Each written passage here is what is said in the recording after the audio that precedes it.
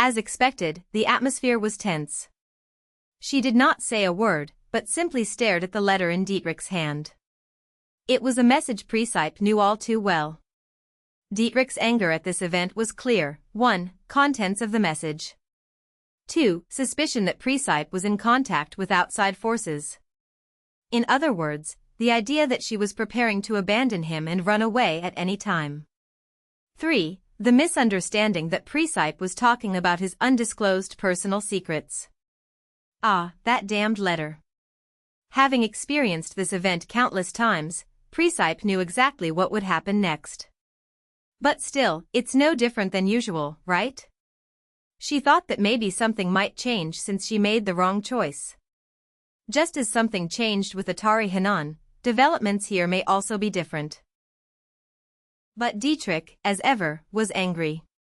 Just looking at his tightly closed lips was enough to realize that. When Dietrich was angry, instead of exploding in his anger, he became cold and calculating.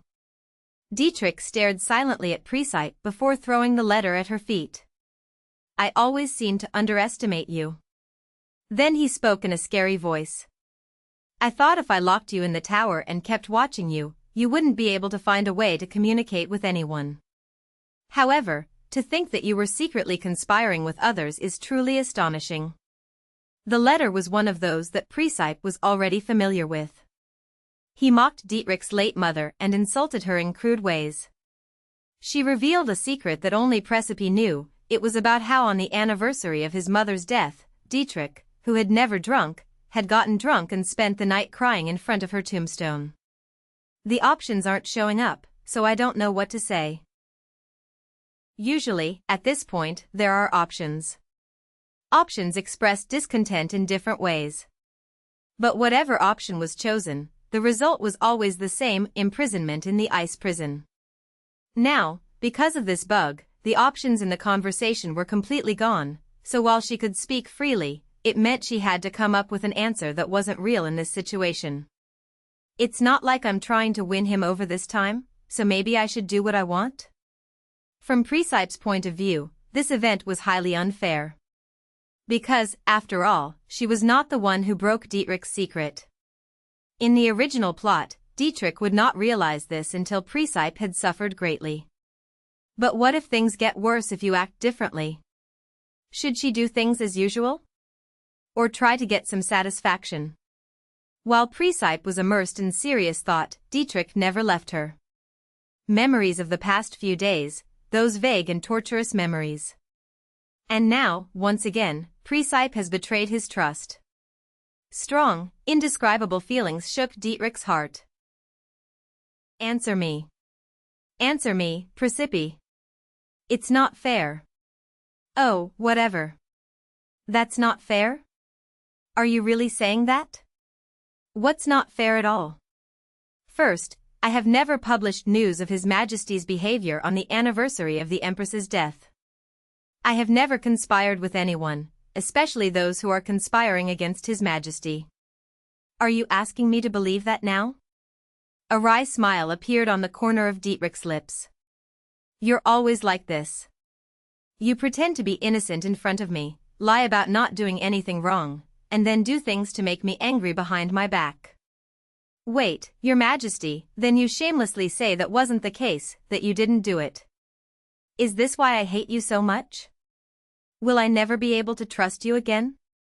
Just like in those strange memories? Dietrich thought to himself. No, you're talking like you're fooling me. Your Majesty, you are nothing but a vile woman, that's why I'm being honest with you now. Dietrich, who had never expected this kind of response from her, looked in amazement. This was the first time in all their years that Presepe had behaved this way. On that matter, I only said one thing. And that was just to let someone else know that you were probably drunk and needed someone to take care of you. Of course, these weren't Presepe's own words, but rather something Presepe said in-game to someone else. This sentence was also part of the preparation for the ice prison event. How could I have conspired when you kept me in the tower every day? What are you, and how could I be allied with the rebels when His Majesty has recently seized the throne? Did she just say something that would make things worse? This idea has already disappeared. I'm tired of this ridiculous event and, worse, Dietrich's obsession. I know you don't trust me, but don't you see how contradictory this is? Why do you always fail to see it? Ha! Despite presenting a fairly logical argument, Dietrich seemed to completely ignore Precipice's words. It's always been like this.